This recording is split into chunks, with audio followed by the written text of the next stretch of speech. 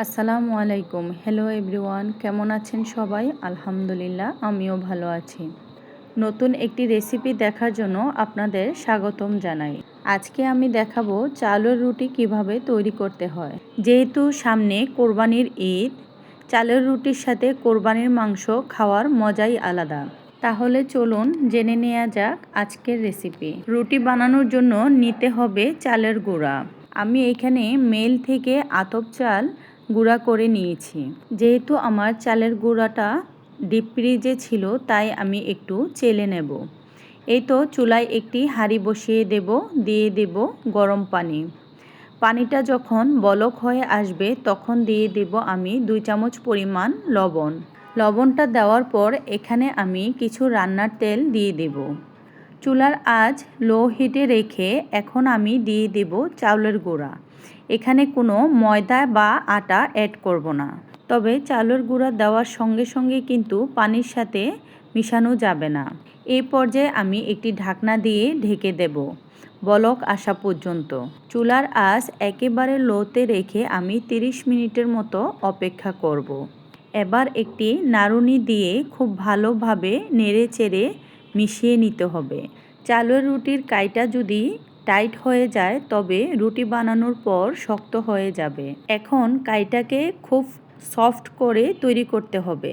একটু গরম থাকা অবস্থায় এই ডোটা খুব ভালোভাবে মিশিয়ে নিতে হবে। ডোটা ভালোভাবে মাখানোর পর ছোট ছোট লেচি কেটে আমি রুটিটা বানিয়ে নেব। আপনারা দেখতেই পারতেছেন আমার রুটিটা বেলা হয়ে গেছে।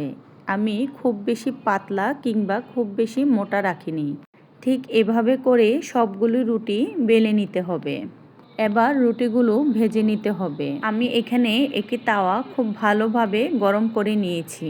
এবার একটি রুটি দিয়ে দিচ্ছি। 30 থেকে 40 সেকেন্ডের মতো অপেক্ষা করে আমি রুটিটা উল্টিয়ে দেব। রুটিটা উল্টিয়ে দেওয়ার পর এই পাশটাও আমি 30 থেকে 40 সেকেন্ডের মতো ভেজে নেব। রুটিগুলো ভাজার সময় তাওয়াটা খুব ভালোভাবে গরম করে নিতে হবে। অবশ্যই চুলার আঁচ মিডিয়ামে রেখে ভাজতে হবে, তা না হলে রুটি পুড়ে যাবে। চালের রুটি একটু সাদা রেখে ভেজে নিতে হয়। এই তো আমার একটা রুটি হয়ে গেল। এখন আমি আরেকটি রুটি দিয়ে দেব।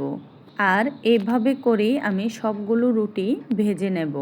আমি এখানে চালের রুটিটা যেভাবে দেখিয়েছি এভাবে আপনারা ট্রাই করলে ঠিক একই রকম সফট এবং তুলতুলে হবে।